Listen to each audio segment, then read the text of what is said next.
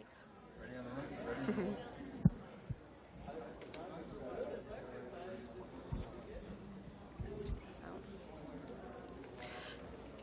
All right. We'll get started. Thank you, everyone, for coming today to this conference and for signing up for this section. We're here today because we are attempting to find the commonality of challenges as well as concerns that we're all facing in creating safe, healthy, sustainable communities that we envision. My name is Markie Miller. I'm from Toledo, Ohio, and I've been involved with this community rights movement since 2016. The major ideas of each conversation are going to be carried over into our larger panel discussion with everybody at the end. So if you don't get a chance to bring something up or if you think of something later, there are some blank pages in the back of your program. If you want to jot some notes down, you can ask those questions or bring up any points you'd like to make at the end of the day as well. Excuse me. I am fighting a little bit of a cough, so bear with me if I sound a little hoarse or have to pause for a moment. We are going to be recording all of these sessions and putting them on our website once we get everything complete. So if there's one you'd like to check out later, make sure you check into the Ohio Community Rights Network website and you can hear what happened in some of the other sessions as well. Your ideas here are really important to this process, so we welcome a lot of discussion, asking lots of questions, and we appreciate you being here. What we're going to do, I'm going to be facilitating this discussion. We've got our two panelists here. So I'll be asking them a couple questions just to get some ideas out there, get some things started, and then we're going to open it up to the group so that we can have a larger group discussion at the end.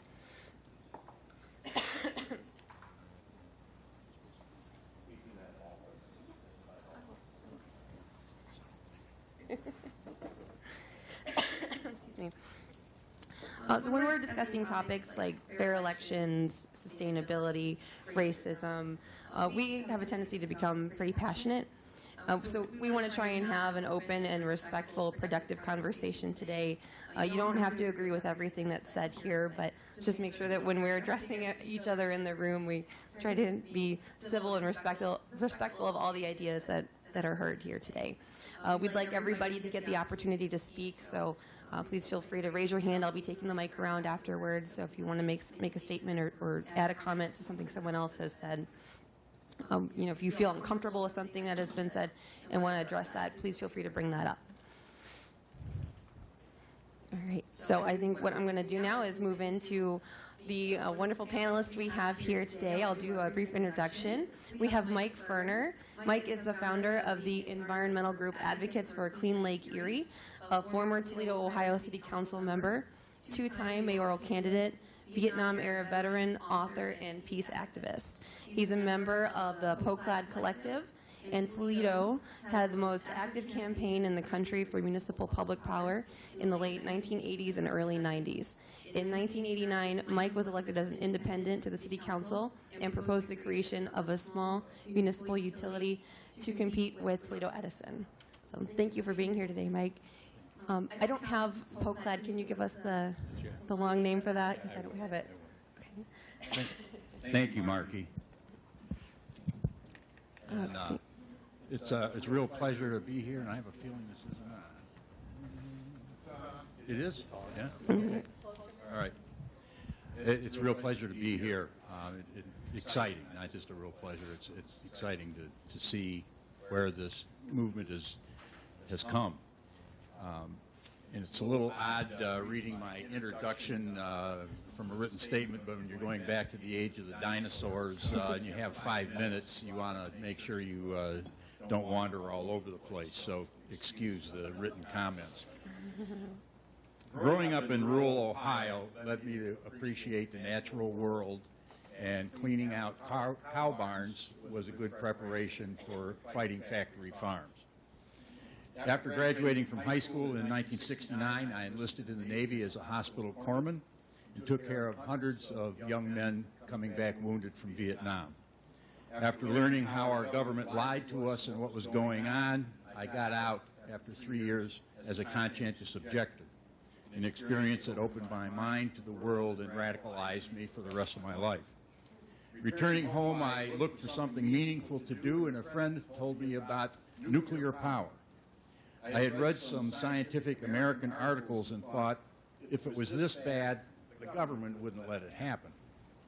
Then I stopped and realized what I had just been through in the military. Just like Vietnam, not only was the government letting it happen, it was making it happen and making us pay for it. In the anti-nuclear movement, I met some real unsung heroes. One was Richard Grossman, who had an unusual ability to analyze what the movement was doing and question how it could do better. He wrote an essay called Being Right is Not Enough in 1975 about how an anti-nuclear initiative in California was crushed on the ballot that year by corporations and unions.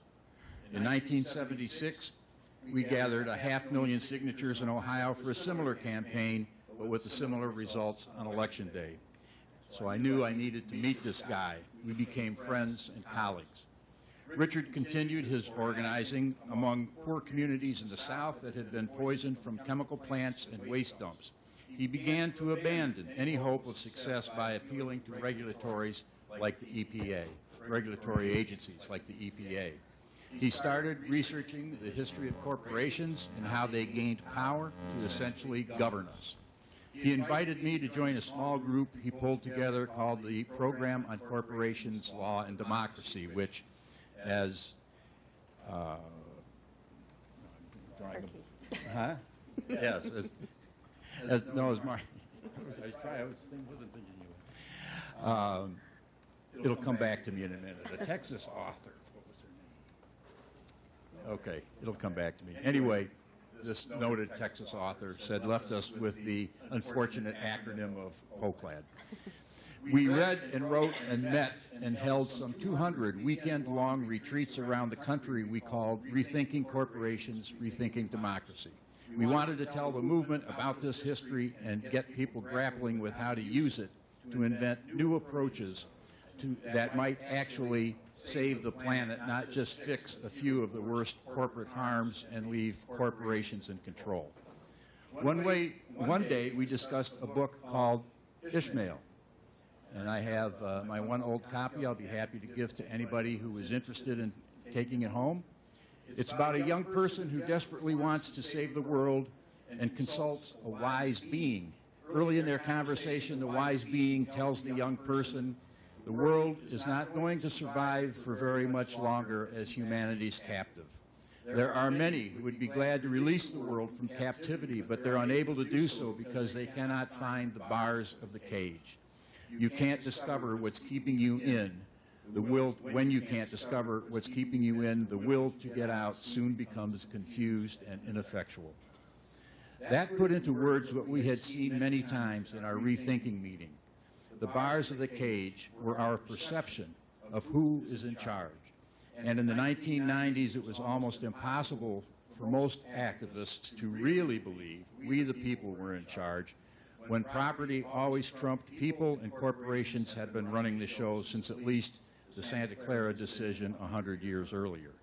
It became clear we didn't have environmental or labor or human rights problems. We had a democracy problem, and we needed a democracy movement to address it.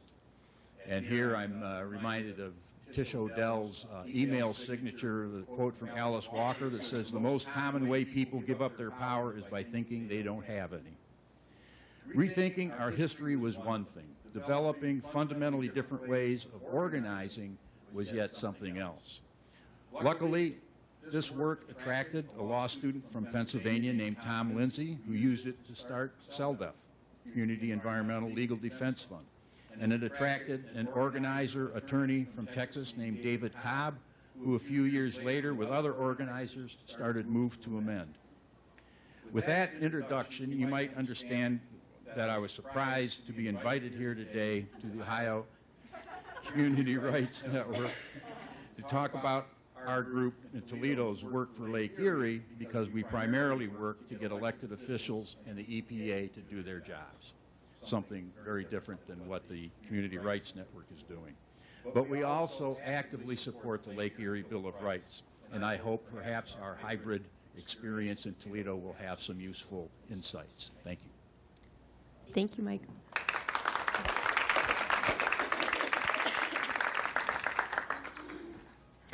And next, Mari Margil, our wonderful keynote speaker. I will do another introduction as well. So Mari is the Associate Director of the Community Environmental Legal Defense Fund, or CELDF, where she leads the organization's International Center for the Rights of Nature. CELDF is a founding member of the Global Alliance for the Rights of Nature and assisted in drafting the Universal Declaration for the Rights of Mother Earth. Mari assisted Ecuador's Constituent Assembly to draft Rights of Nature constitutional provisions and is working in Nepal, India, Australia, and other countries to advance the Rights of Nature framework. In 2016, she assisted members of the Ho-Chunk Nation in the U.S. to draft the first tribal constitutional amendment on rights of nature and advised members of the Green Party of England and Wales in developing their new party platform on the rights of nature. I know you've already given us a lovely speech this morning. If you'd like to take a few minutes to add to anything about how you got involved or make any opening statements, please feel free. Is this working? Is this working? Mm-hmm. I think you've heard enough from me. And you've been very generous. The one thing I would say that I did not say in my remarks earlier is that because I work a lot with people abroad, they often ask me, what is wrong with your country? The thing that has been the action, I should say, of the current administration that I've received the most blowback on, if you will, has been, why did your country pull out of the Paris Climate Agreement? And first and foremost, I should say that I'm not here to talk about the agreement, but to say that even the non-binding agreement that countries made would not come close to getting us to where we need to be on climate change. But that's not why they're asking the question. They're asking, we didn't pull out of the agreement, of course, because we thought it was insufficient. But what I'm able to say in response to what is wrong with your country is that people in our country understand. They understand what's happening. They understand our influence abroad, and they're taking action to change it. And the only way we can change it in the United States is by building upward from the grassroots. And I think that's important for other people to understand that this is how this movement's going to build. And secondly, I'll say, just to finish, that what happened in Ecuador is extraordinary and continues to completely surprise me that it happened. And now it's been 10 years and I'm still surprised. But what's important to understand there is that we should think, people say, well, why can't we just adopt a federal constitution to amend the Constitution with the rights of nature? Why can't we just do that? And people in other countries ask me why they can't just do that and replicate that. And the reality is because movements don't really generally work that way. And even in Ecuador, it doesn't really work that way. Because even though they have it in their national constitution, they are still struggling to make real the promise of that amendment. Meaning that it's not as though the administration, President Correa's administration, who was in office at the time of the Constituent Assembly and was until very recently in office, his administration did not embrace the rights of nature. They tried to essentially ignore it. So into that void, they didn't have implementing legislation passed by the national legislature there to figure out how are we going to make this thing operational. So into the void, people had to step and go into court themselves and directly defend the rights of nature by, litigation, not because their own government was making it easy for them to do so. They had to do it in spite of their own government. And in many ways, the courts, in spite of the pressure that the political pressure put on the judiciary, in spite of that, they've ruled in favor of the rights of nature. So even there, it's taking people going in and demanding the rights of nature be enforced and be defended and be affirmed. And I think it's going to take that kind of pressure to ultimately have national implementing legislation. So I'm saying this to you because I want us to be inspired by what they did, but also understand that change does not happen easily. Even in places where it may seem easy, it's not easy. And so I want us all to take both hope from that and inspiration and lesson, because I'm regularly asked, well, why can't we just do what Ecuador did? But what they did is hard, and it's going to continue to be hard, and the change is going to be hard. And so I think that we need to recognize that and take the best lessons we can from it to apply to our own organizing. Thank you. Thank you. Excuse me. Well, thank you both for being here. We're going to start with just a couple questions directed to our panelists, and then we will open it up. So I'm going to start with Mike. What obstacles have you and your community encountered when attempting to protect the environment in Northwest Ohio, specifically Lake Erie? Well, these are, I'm sure, not a surprise to anybody who's done this work, but I'd list a few of the obstacles as corporate control of the legislature, of Congress, and the EPA.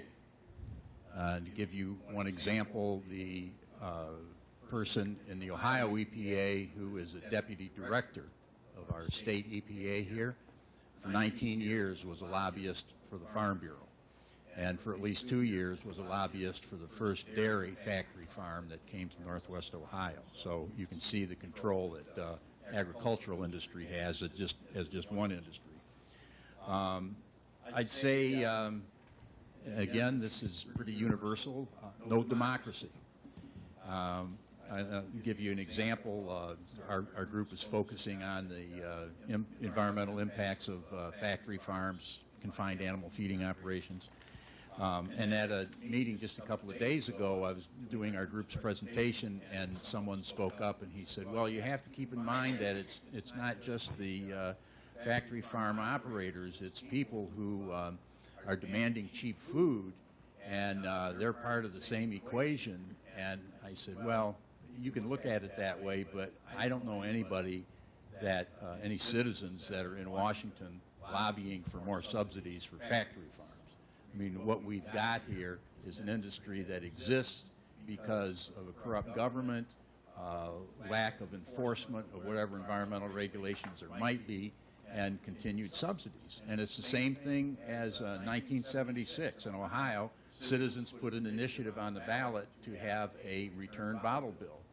The Glass Workers Union and the glass workers industry combined to kill that at the ballot box.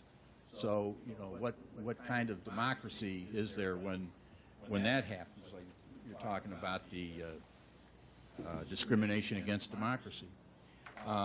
So at any rate, those would be some of the things that I think we all experience, and certainly are ones that give us problems in our work with Lake Erie.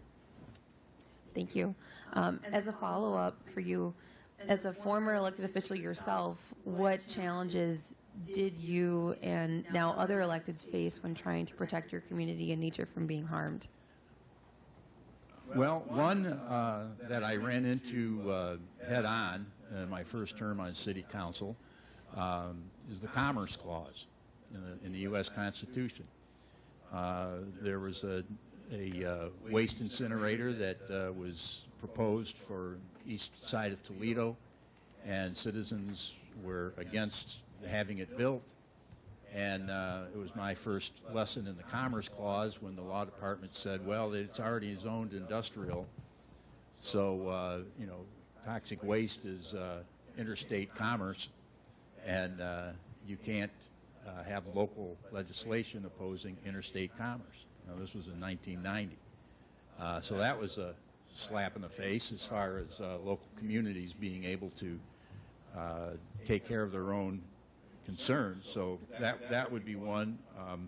Again, this is a universal one. Money in politics, you know, it's corrupted the electoral system from local elections on up.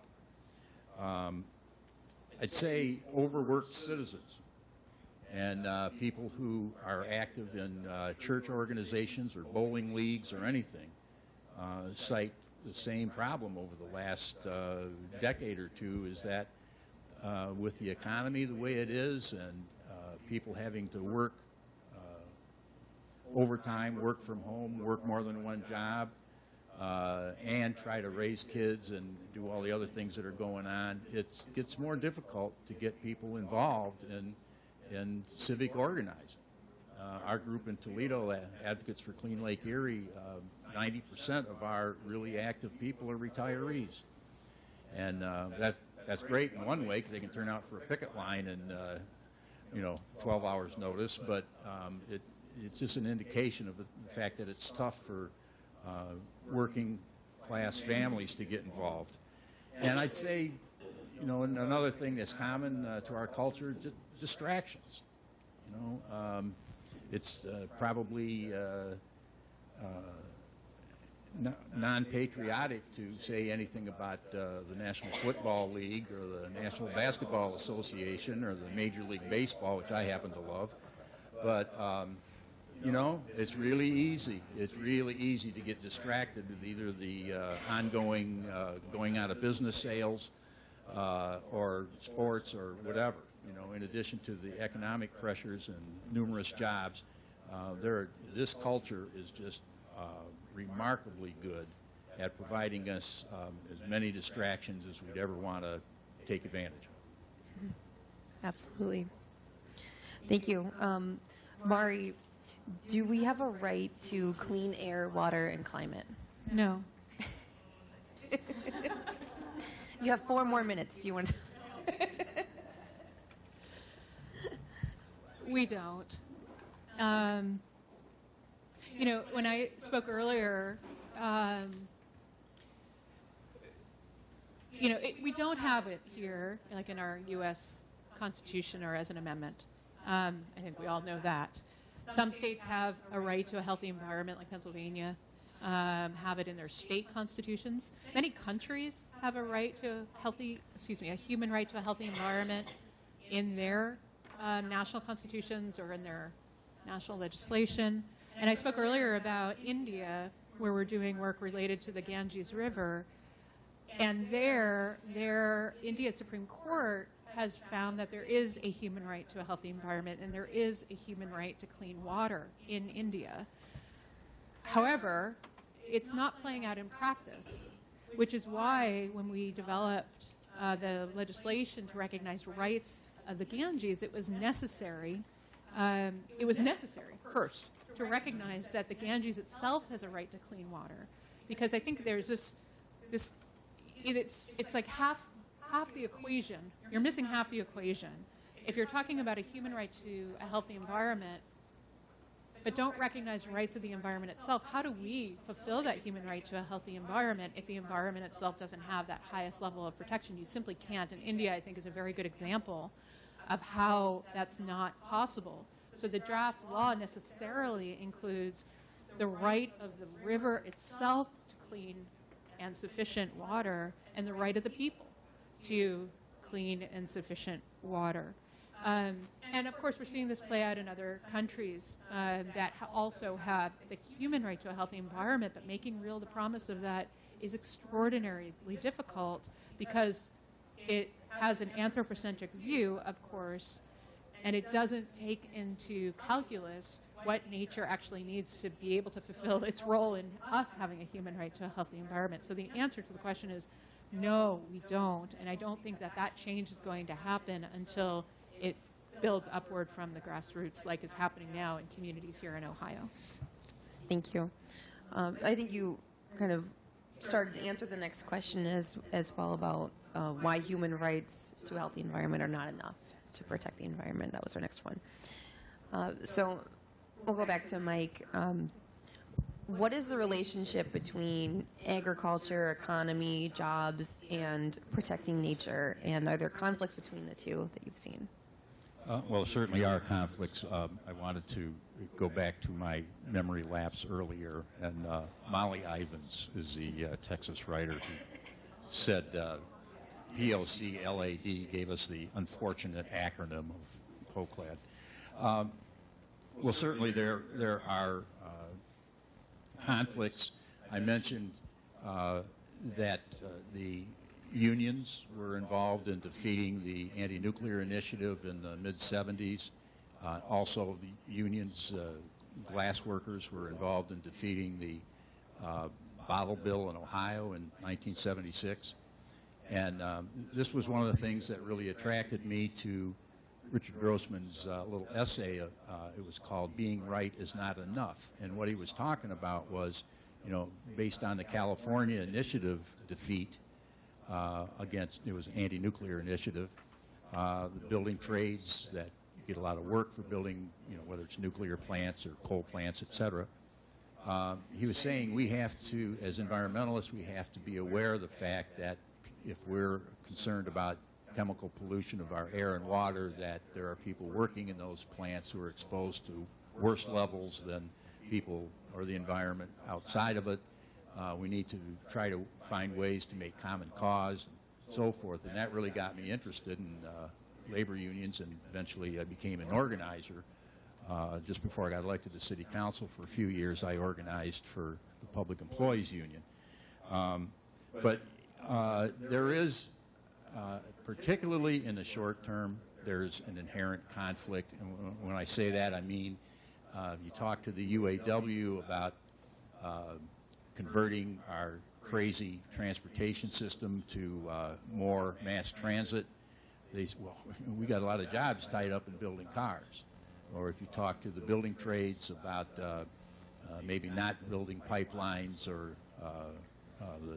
the work involved in fracking, et cetera, they'll point to the fact they've got jobs in those things right now.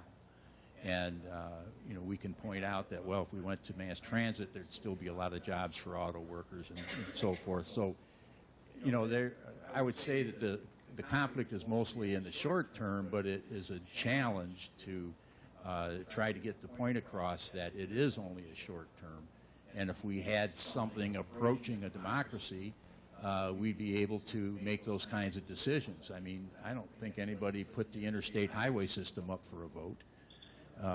It gave us a transportation system we have today, and if we had an informed public looking at that, who knows what we would have done. So, yeah, there are problems getting people to see beyond the short-term transition period to a better life.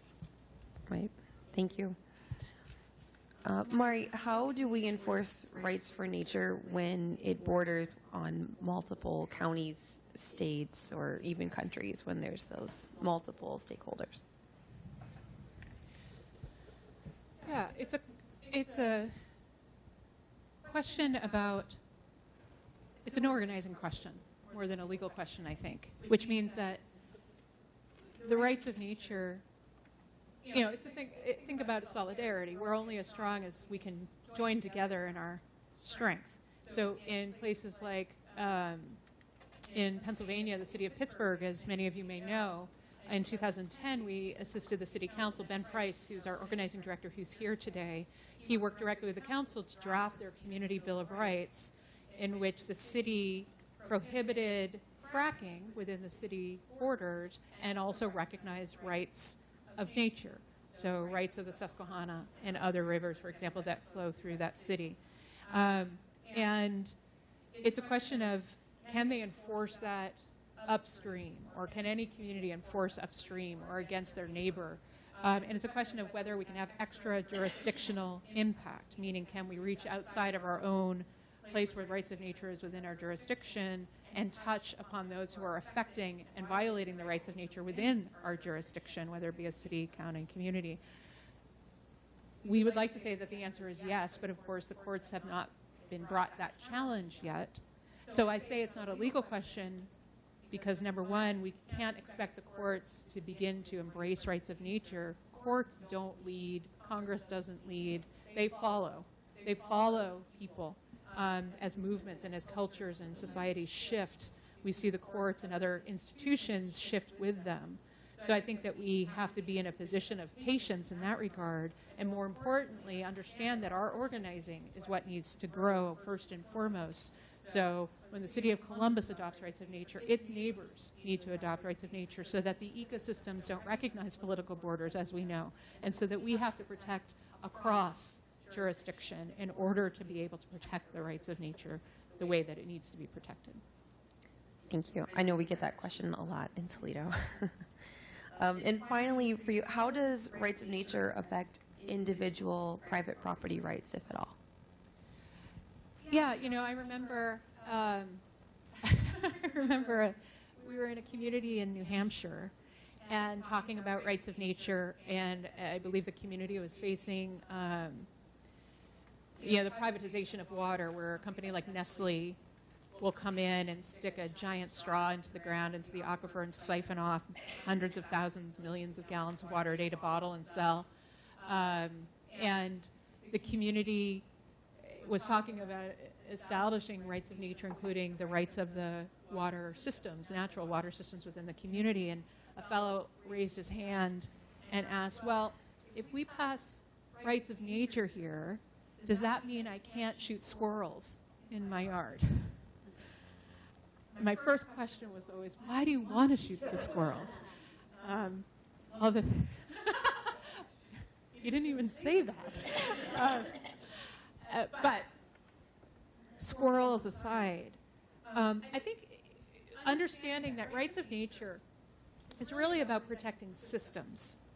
So it is really about how do we protect a system, a natural system, a forest ecosystem, a river ecosystem, nature on the whole, to be healthy and to thrive, so that our human activity doesn't interfere with those rights. You know, when we think about rights, like our own rights, we understand that those rights are, when we put them into our constitutions, for example, that's our highest level of law. And so anything that happens, anything that the government legalizes to happen, anything that we do, can't interfere with those rights. So it's the idea, like in Ecuador right now, they're figuring out how do we implement rights of nature. And so, for example, you see they have their national, primary national environmental law is called their Organic Code of the Environment. And you see within that essentially this idea that all activities that affect the environment have to be consistent with the rights of nature. They have to consider the rights of nature so that they can't interfere with the rights of nature. How that plays out in practice is a separate question. But for thinking for our purposes, around property rights, around our activities, essentially I think it's a false assumption that we can't have economic activity and not protect the environment. We can only protect jobs or the environment. That's a false assumption. We have to figure out a way for us to be able to do both, because we're not going to make it otherwise. And so effectively our rights and nature's rights need to come into harmony, such that our actions don't affect the ability of ecosystems, natural systems, water systems to be healthy and to thrive. And that's really what this movement is about. Thank you. Next question, can we shoot squirrels? Because you didn't clarify that. Do whatever you need to do. Well, thank you. I appreciate both of you coming up with thoughtful and brief responses for those questions. I'd like to open it up to everybody here. And if you have a question for the panelists directly, or if you want to open something up for people in the group to respond to, please do. I think he's going to hand the mic around to people. So if you'd like to raise your hand or stand up, and we can start the conversation. I have been a single-payer advocate for probably 10 or 15 years. And I have been a single-payer advocate for about 15 years. And we have consistently feared the opposition of pharma, insurance companies, mega hospitals, and commercial radio and television, who are partners with them in that. And it's really good to see all of these, I would call extraneous issues coming together around the fact that there is no democracy because we have nothing to say about any of these activities.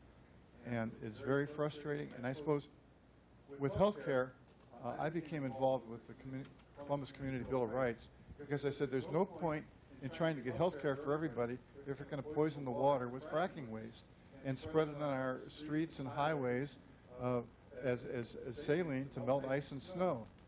When you got radium coming, what's the point of having healthcare if everybody's going to get cancer and leukemia? Mm-hmm.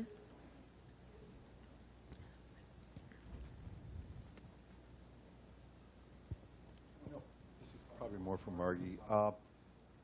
Some time ago, I read a book about, genetic engineering and manipulation, and I remember one example I had read about some time ago was about the neem tree in India, and how I think it was a corporation. A corporation won a battle in court that they have the genetic rights. They're allowed to have the genetic rights of the neem tree. It sounds like this thing is a huge mess. I mean, it's a terrible thing. So a corporation stole genetic rights of the neem tree from the local population. And it seems like even in Ecuador, how do you, has anybody begun to think about how to navigate, how to challenge some of this genetic stuff? Because this is really a Pandora's box.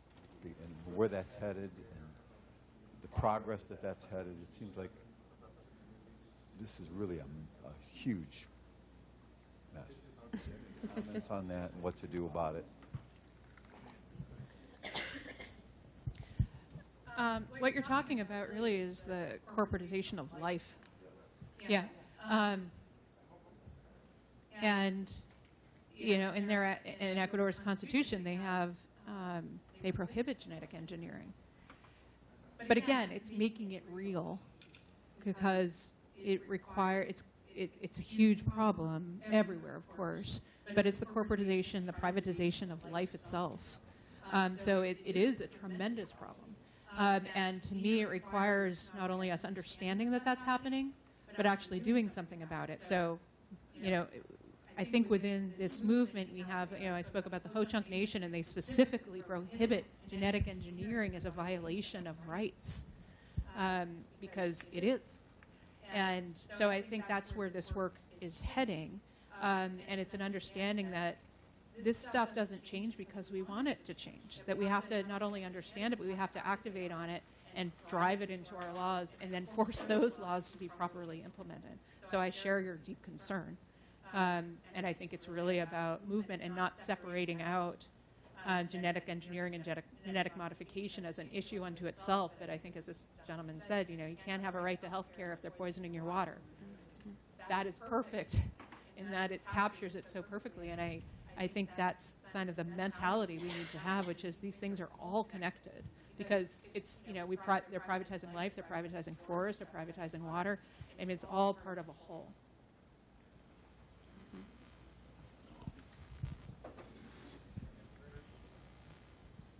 Hi, thanks for being here.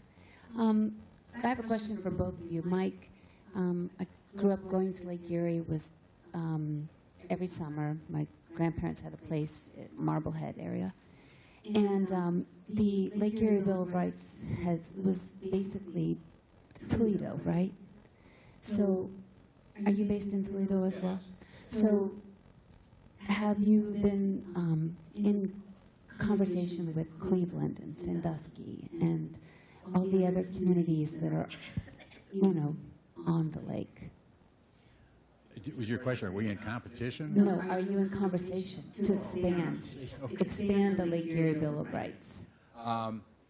Well, we aren't, not because we aren't interested in expanding the Lake Erie Bill of Rights, but our group has been around for about 2.5 years, and we have been so busy building up our expertise and producing a program and taking it around to groups in Toledo that we really haven't done much external organizing, so to speak. But we have included support for the Lake Erie Bill of Rights on our literature. We've discussed it at our meetings. Terry Lodge was at our last meeting, and we had a lengthy discussion about it. And our members were involved kind of towards the end of the signature gathering, but we did generate a few hundred signatures. So it's been and that's part of the hybrid experience that I was talking about. The people that are involved with the Advocates for Clean Lake Erie are getting introduced to these kinds of concepts, and it takes a while. Every meeting or two, I would mention about, we don't have a democracy, and about this Lake Erie Bill of Rights, and finally, people started oh, well, there's something here. What do we need to know about this? Oh, can I get involved with this? So, it's a long-term process. And just to give you one example, in our slideshow, obviously in a slideshow you have to graphically represent things. And the slide that says, actually says clean water is a right, but I guess we have to amend that because it's not a... It is a right. It's just not recognized as a right. It's not a legal right. So anyway, we have a slide that says clean water is our right. And it's got 4 pictures in it of kids, playing in the lake and, water-related things. But right in the middle, on purpose, is a photo of a seagull on the water. And I use that to tell people, this campaign, what we're trying to do with the lake is not just about human beings. Because when 400,000 people get their water shut off for 3 days, like happened in 2014, it's real easy to focus just on a human impact. So purposely, we put this in here, and I talk about how there are thousands and thousands of species of life that depend on this lake being in good shape. We are the only species that is screwing it up, and we're the only species that better start thinking about being a steward for what is sitting right on our shore, because we're the only people that can fix this wrong that's been done. So, hopefully I know it doesn't get to your question about Cleveland, but, we're trying to bring that angle into it, too.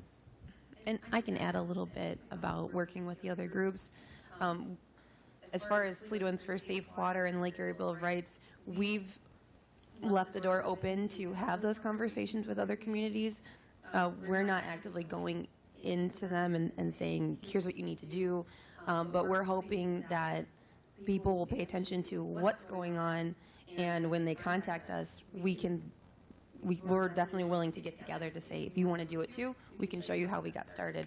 But we're not actively seeking out those groups because we want it to come from the community. We want it to be their decision and not us going in and telling them, here's what you need to do. So I can say we have had people from Cleveland, we have had people from Canada contact us, and it's just been communicating with them and saying, watch what happens here, give us your support, and we hope that you'll be following and making it your own as well. So thank you.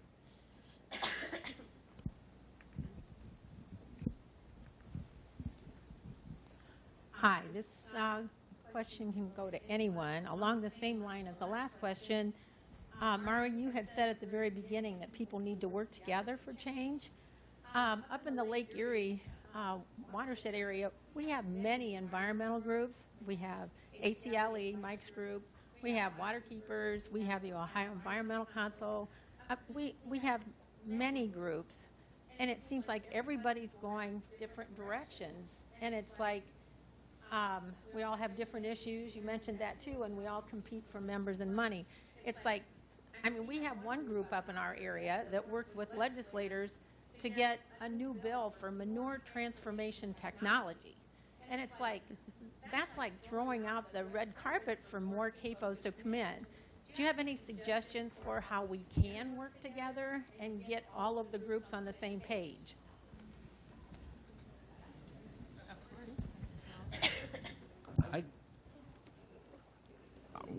There are probably a number of ways to answer that, but one way that occurs to me is that in order to have real, genuine, ongoing work among different groups, you can do something simple like pick the lowest common denominator goal, something everybody can agree on. That's one way. But if you're talking about overcoming some of the problems like we have with the 2 groups that Vicki mentioned coming out for these lousy bills and half measures, you have to, I think you have to be coming from a shared political consensus. The Community Rights Network and CELDF and Move to Amend and so forth, these groups didn't just bingo day after tomorrow come up with an analysis and an agreement on that analysis. It's something that takes a long time and a lot of work, and re-examining what you think works and re-examining basic principles that you've been acting on for a long time.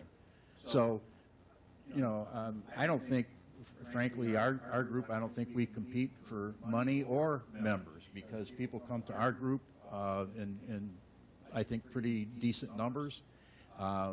We don't have any staff, so our expenses are low, but we have all the money we need to do the kind of work that we're doing. So we carry on. We have what I think is a pretty solid, fundamental political analysis. And as best we can, we hope that other groups start getting curious about it. But I guess that's our approach. Yeah, I can add a little bit to that. Yeah, I would say the same thing. We're not competing too much with what's going on, but it's, to me, about getting together, deciding what you want, and carrying it out so that we're not constantly relying on going higher up to see that happen. And we can share those resources a little bit more, because it is about defining the community and not defining maybe one aspect.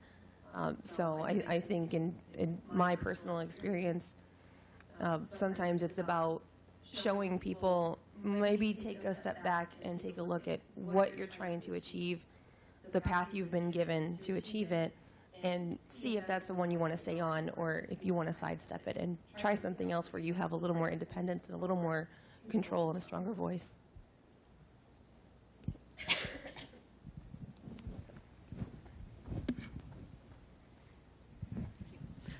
I'd like to speak directly to the question before and partly to your answer. I'm Ginny Coover, and I'm from Southeast Ohio. I live in Athens County, and I'm actually one of the original signers and writers of the Ohio Community Rights Network charter, I guess it is. So we strongly support this, and we've been working with this, and both in Meigs and Athens County, we've been trying to put things on the ballot, and every time the state has stopped us, for one reason or another. And for us, it's more than this, because the state has been preempting our right to sustainable agriculture and preempting our right to alternative and sustainable energy, both of which Athens County is very actively involved in. So we've been trying to say, okay, what do we need to do? We're getting stopped at every point that we try to go, and we began to realize that it has to do with our politicians, and that we have to do something about our politicians. So after a long time, several years of trying to figure this out, we've realized that no matter what the issue is, whether it's health care, whether it's energy, whether it's crime in our neighborhoods, what it is, that there's three fundamental issues or problems that prevent us all from solving our problems. And at the same time that we believe you've got to push from the bottom, you've got to demand your community rights, that at the same time you also have to work at the top and come from both directions.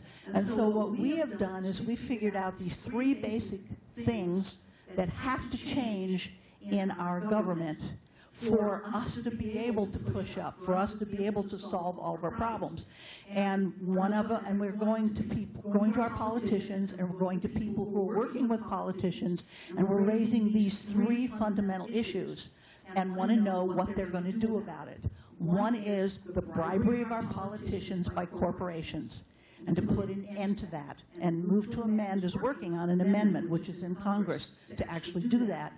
The second is the monetary system. Because of the debt-based nature of the monetary system, you have to have this growth, whatever. And this growth then requires that you destroy nature in order to have this growth. And the third one is the control of our media by multinational corporations, so that we don't have a free airways for us to really talk about these issues in the public forum the way we should have a right to do. So we actually put together, and you'll find it at our table, and I have copies of talking about these 3 issues and what people can do to go to their politicians and say, will you deal with these 3 issues? Will you change things so that corporations no longer bribe our politicians, so that the monetary system is no longer debt-based, and so that we have airways so we can talk about our community issues and deal with the things we need to deal with. So we're really excited about that because people in the various, doesn't matter what their issue, are saying, yeah, we never thought about that in that way, and we want to go to our politicians and start challenging them to deal with that, as well as talk about community rights, talk about health care, talk about whatever the individual things are at the same time. Yeah, absolutely. Well, I have copies here and our tables over there if anybody wants to talk further. We'll come and talk to your group. Pressure from all sides. Who's next?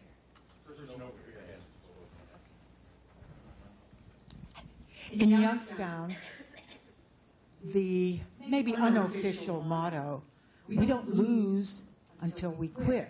So we don't quit. So that has caused those and sometimes seemingly the smallest amount of people who are described as out-of-towners, but we're not.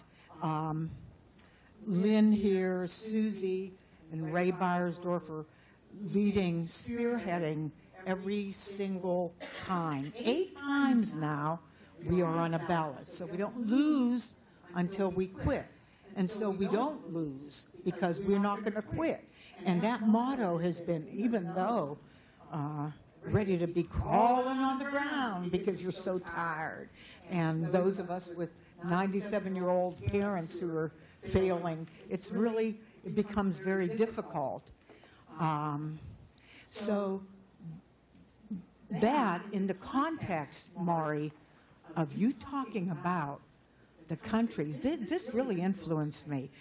Ecuador, Bolivia, Nepal, India, Australia, Colombia, and here in the United States with what nation is that? Spell that nation, the Native American nation that you mentioned. It's H-O hyphen capital C-H-U-N-K. H-O hyphen capital C-H-U, yes, C-H-U-N-K. N-K. Yeah, somebody said they're part of the Winnebago, which in fact they were. With the Winnebago Nation. So that all of this,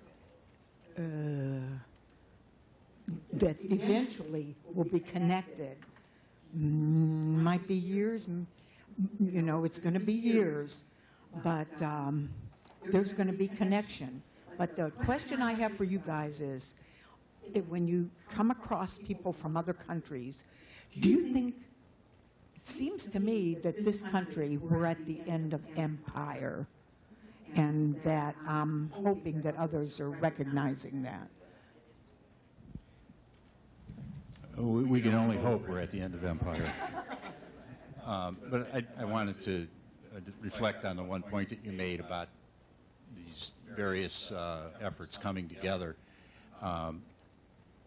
I think what CELDF and the Community Rights Network and Move to Amend are doing is the way that these things are going to come together, because the efforts that are part of those organizations and those movements have an analysis that we don't have a public health problem or this problem or that problem. We have a democracy problem. That's what was so wonderful to see during the Occupy movement. Poklad had been talking about corporate personhood for years, and we kept thinking, man, this is never going to catch on. It was always a brand new thing. And the Occupy movement, it happened before that became a little more popular, but it was wonderful to see in the Occupy movement people with picket signs that said, we don't have a finance problem, we have a democracy problem. And over again, I was so impressed that mostly young people reporters would stick a microphone in their face and say, well, don't you think you would get further if you specified some issues and had a focus?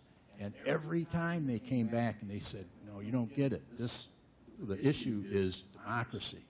That's what the problem is. And it was, I just thought, man, this is wonderful. When Richard Grossman had died just before the Occupy movement happened, and I thought, boy, he would be, just love to see this happen. So that's what I'm talking about with this common analysis. It's not like, we have to march in lockstep towards something, but it's, when you really get down to it, if you're going to continually be working in the silos, it's tough, but this is why this whole approach to things is so hopeful to me. First, I just want to say that Youngstown to me is the definition of persistence. What you have done is extraordinary.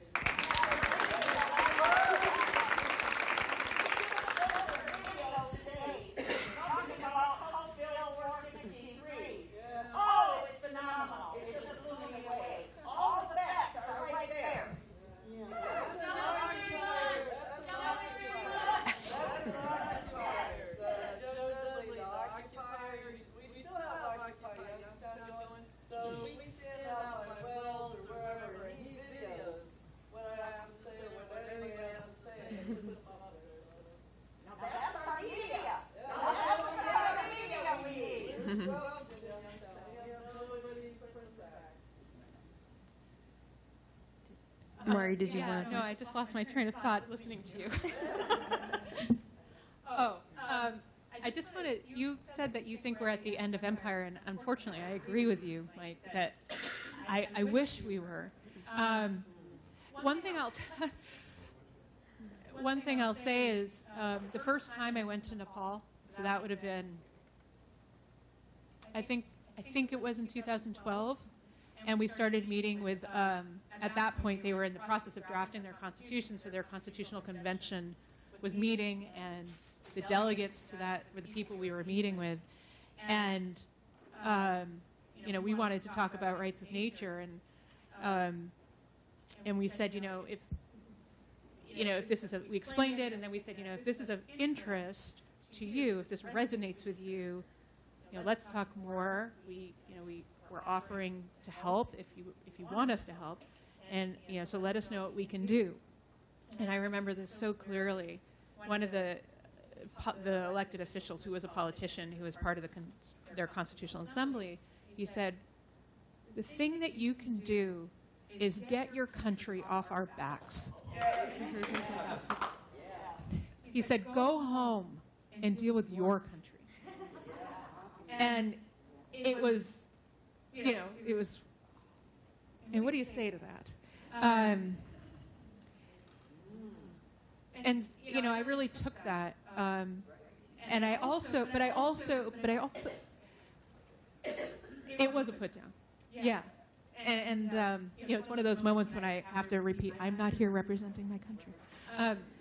But it also made me think about empire, and it made me think about organizing and how things change. And I finally came to a place, and maybe you may or may not agree with me, but I think about, when I talked about earlier about the need for, change at the grassroots, what we're all talking about, and driving it here in this country from the grassroots to the state to the federal level, very much the pathway that other major people's movements have taken. I tried to use that and draw a parallel, or I guess I say take that model, building upwards and driving upwards, and apply that model when we look at the world stage.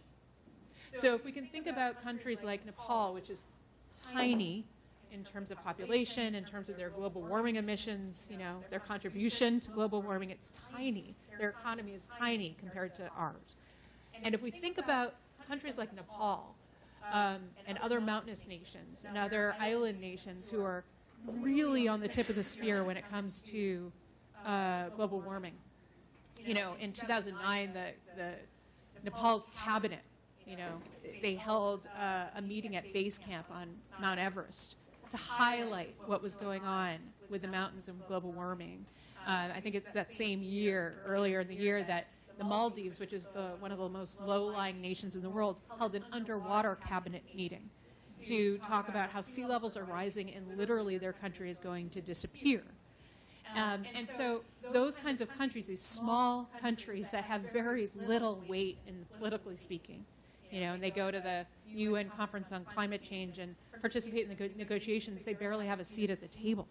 And so I started to draw the parallel between our grassroots driving upward to the state and federal level, that countries like Nepal essentially are the grassroots on the world stage.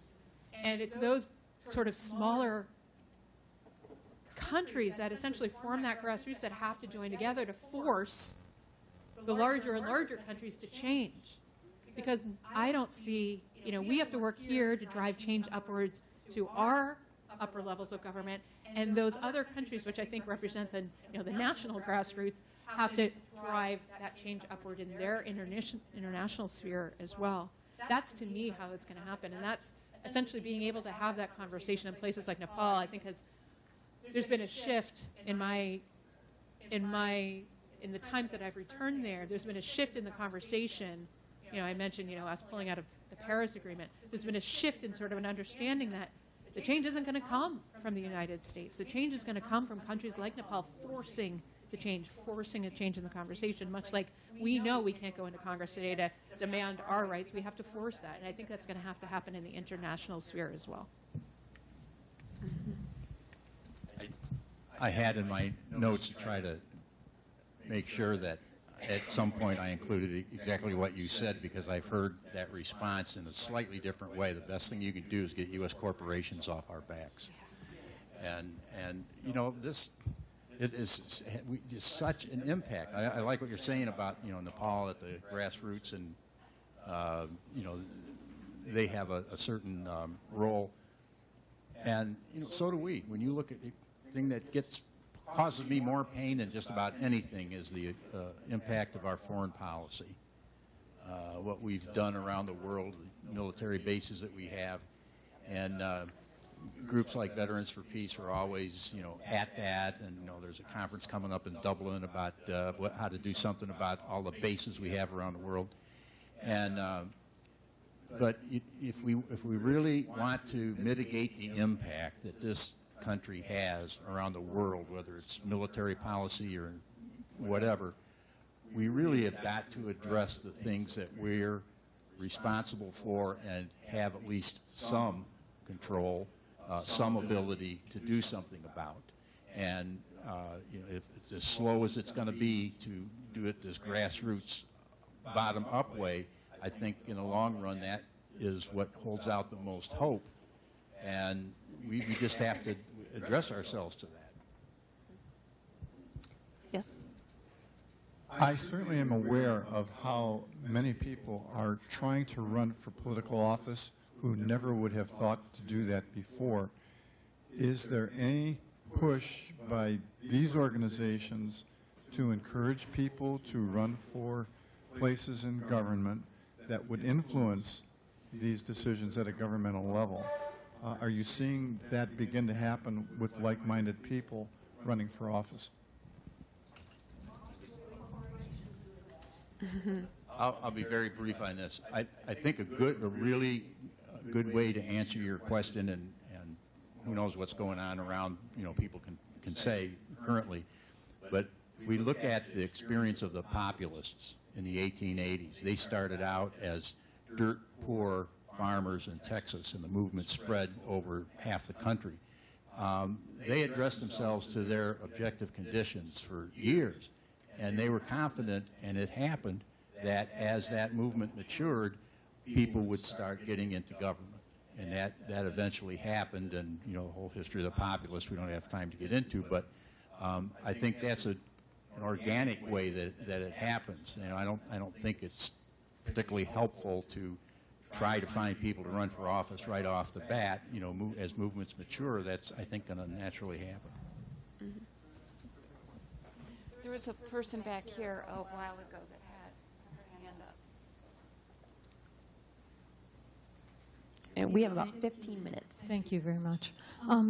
If the panel could just kind of comment on this thought, I really liked how Mari framed her presentation at the beginning, that discrimination is created by people who benefit from it.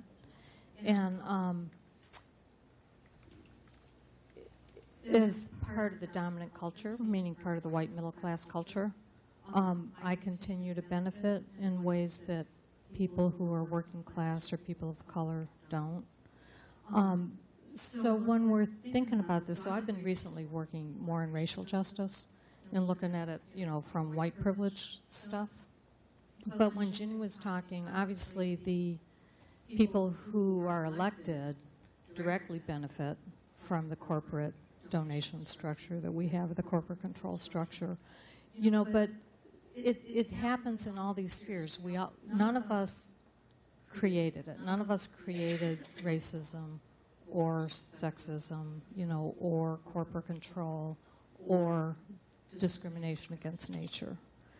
But we are all benefiting from these structures, and we need to recognize that. So, like, for example, I talk to friends, why don't you try and move your money into something that's fossil fuel free? And they don't want to do it. And these are people who care. So I'm just curious about your reflection on that.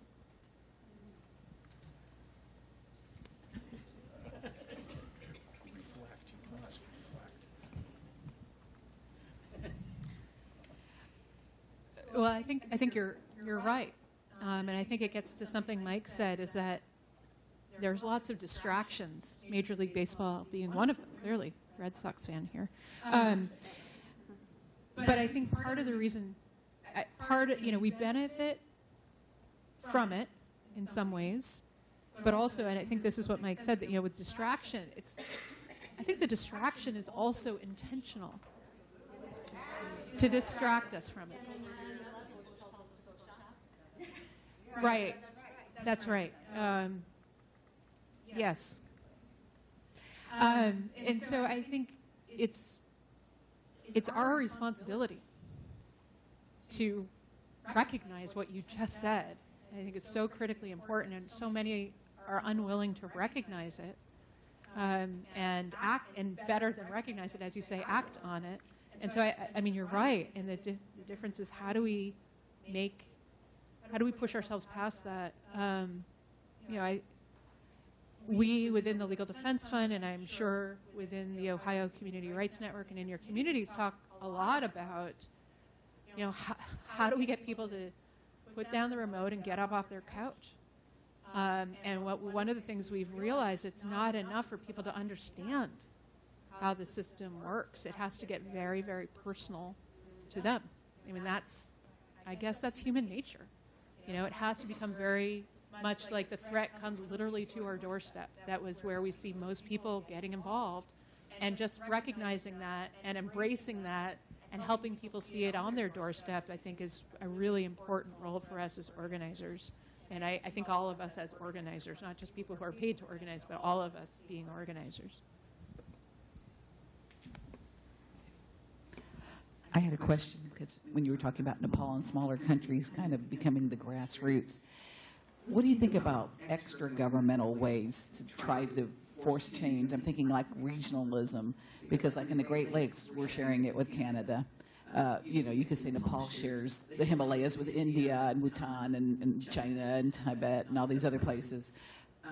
Is that a possibility for these kind of movements to actually make change? Because since our governments are bribed and they don't want to do anything that they're not being paid by their corporate handlers to do, can we gather together as just human beings and forget the borders, which are just lines on a map anyway? Since we all drink the water out of the Great Lakes, especially like Lake Erie, Ohioans should be working with people in New York, Pennsylvania, and Michigan, and Ontario. And of course, we'd say that's international, but what do you think about extra governmental, like above it and beyond? Is that a possibility that these movements could succeed if we just kind of forget about the governments and kind of create our own extra government or something?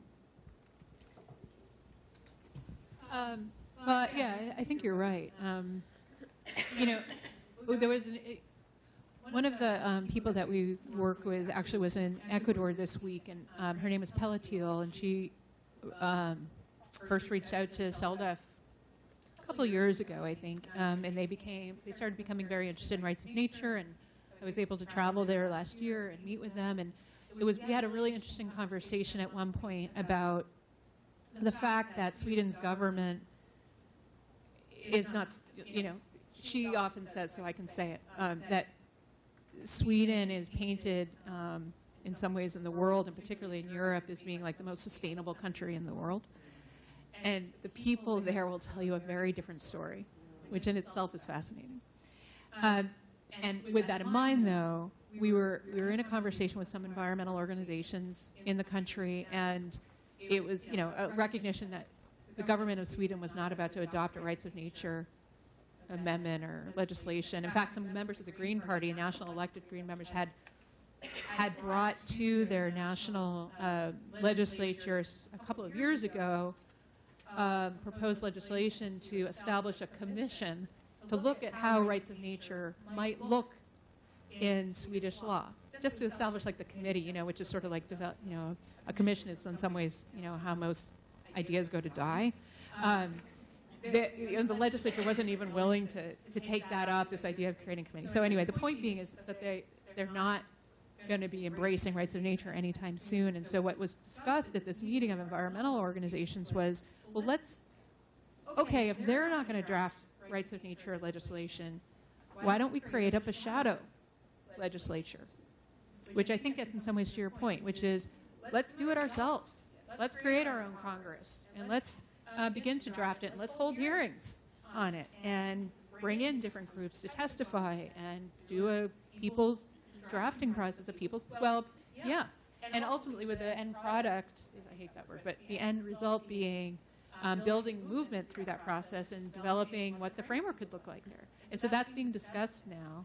So I think you're absolutely right. Essentially when our government doesn't do what we need it to do, and we're shut down on things like the initiative of the Lake Erie Bill of Rights, when we try directly to put law into place, we have to do these other systems. And shadow government, tribunals, I think are all part of that equation, yes.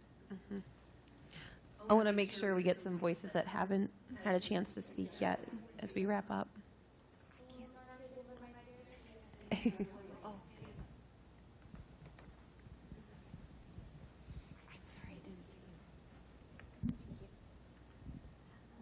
First, I want to say thank you all for being here and for sharing your knowledge and for all of the hard work that you do. I know that it's not easy, and thank you very much for it. I'm new to this. These are all some new ideas, but I'm fascinated by them. And I know that corporations do absolutely control not only our government, but they use our government as a weapon against countries all over the globe, right? I mean, we were in 146. We took military action in 146 countries last year. So that being said, I think that it seems to me that we need to do more to relieve ourselves from corporate control than just divest from fossil fuels, because obviously fossil fuels are a big part of the pollution, but it's other big business and corporate control as well. I think it seems to me here in Ohio, it seems to be corporate agriculture is a huge issue. So how do the people take control back from the corporations?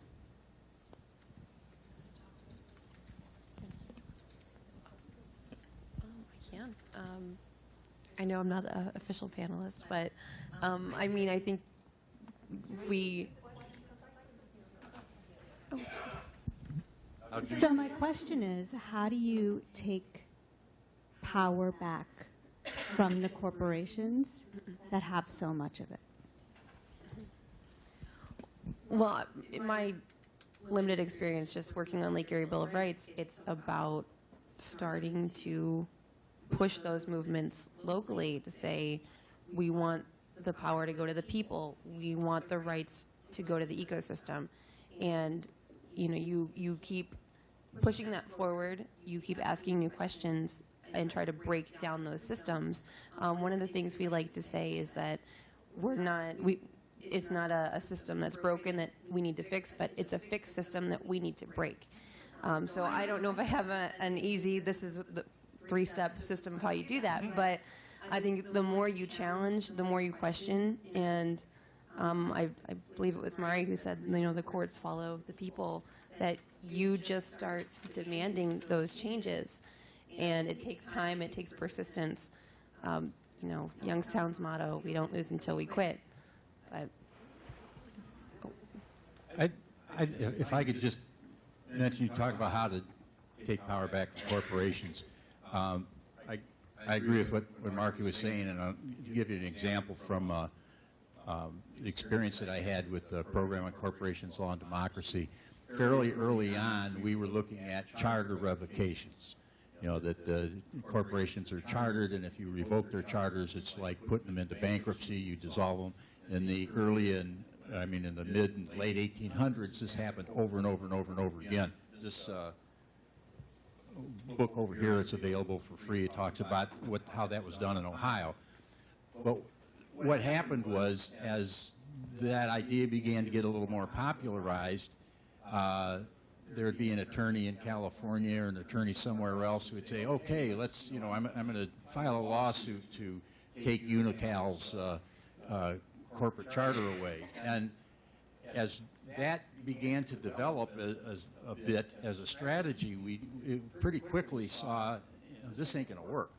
The reason that corporations were held on a shorter leash and periods in the 1800s, and their charters were revoked, and they were not running all of society, was because there was a different culture. There was a different mindset, and the law does follow the culture. And that's when we decided that, no, we can't be advocating to go revoke corporate charters. We're talking about a change in culture. And how do you do that? Well, you do it from the bottom up. So that, if you're talking about taking control back from corporations, it's so important to be working at this. When we saw that charter revocation was a non-starter, we were trying to think, for years, so what do? We know this history. We know how we got into this mess. And it wasn't until CELDF came along and started applying it on a local level that we started to say, there might be something here. This may start to work out as this develops. And I think that it's proven that it has. We don't know how it's going to play out, but we just need to do a whole lot more of experimenting with how to drive this rights approach into the way we do things. I just wanted to say, in a very practical sense, your question, of course, is spot on. And if you take a look at the Youngstown Community Bills of Rights, the Lake Erie Bill of Rights, and the state constitutional amendment that we talked about earlier, the Community Rights Amendment, those laws are drafted very specifically to say that when corporate rights are going to interfere with community rights or the rights of nature, that community rights and rights of nature are elevated above corporate rights, that they can't be used to interfere with. And the Community Rights Amendment, the constitutional amendment that you've proposed to the Ohio Community Rights Network, very specifically authorizes communities of Ohio to eliminate corporate rights when they interfere with the rights of the people and the community and nature within those communities. So it's actually taking on the legal doctrine very specifically to say that this is incompatible with what we need to do here, and elevating the rights of people and communities and nature over and above corporate rights. So actually putting it into the legal framework at the grassroots and at the state level, and moving that on upward. Mm-hmm. And if you want to make your final statement. In Europe, particularly in Britain, they've got a different approach. And I read an article, I don't know, maybe 6 or 7 years ago when I was still getting Nation magazine, about an approach in Britain. They do their picketing directly at corporate doorsteps, okay? And what they did is I remember what they would research different corporations, for example, and how they were dodging taxes. And then they'd get a large group of people going and picketing right in front of, and corporations don't like that, right? So what happened as a result was they wound up building some community centers, doing all this stuff for the community, because they had a group of people, and a relatively large organized group of people, that were challenging corporations at their doorstep. And it hasn't caught on here, but I heard this happening in Texas. I've got the article someplace at home in my files. And so if anybody was interested, I'll try and look it up. I will look it up. And if I still have, I'm sure I've got it someplace, unless I dumped it. But I'll find out. What will go along with that to change the structure of power? You know, what will go along with that to change the structure of power? I'm not asking, that's a kind of rhetorical question, but, you know, if that isn't part of the thinking that goes into it, you know, you're going to wind up with another, you know, eat on the corporations and get a few crumbs approach. Mm-hmm. Right.